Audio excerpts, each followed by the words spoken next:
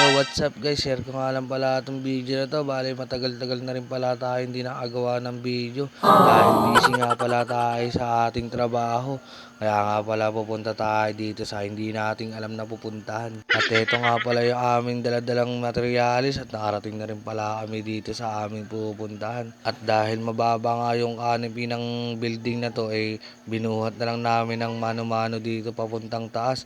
At ito nga pala yung kasama ko na si Foreman Formana. Dito nga dahil na rin pala akong umahok ng otab. Bali wala pala kaming dalang hagdanan para kaming sundalo na walang kargada kapag dating sa labanan. At kung napapansin nyo nga pala ay nakashort lang pala ako para akong terorista na pinadala sa gera na walang kalaban-laban. At sa tulong nga pala ng otab nakapagtapos tayo ng mga puro patayo at nakapaglagay na rin pala tayo ng mga puro frame. At dito nga unti-unti na namin natatapos ang aming ginagawa.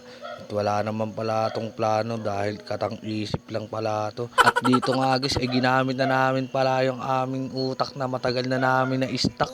Balinisip nga pala namin yan dahil wala pala kaming hagdanan. At buti na lang ay gumagana pa rin yung aming utak na na-stock. Bali nga pala yung sikmura namin ay matagal na nang na-stock. Pumunta nga muna pala kami ng kantin para mag-snack. Oh, wow! Bigla nga pala ako na-shock. Bali nakita ko nga pala yung kuko ko na marami ng duming naka-stock. Bali hanggang dito na lang pala ito guys. Abangan nyo na yung part 2. Aray ko!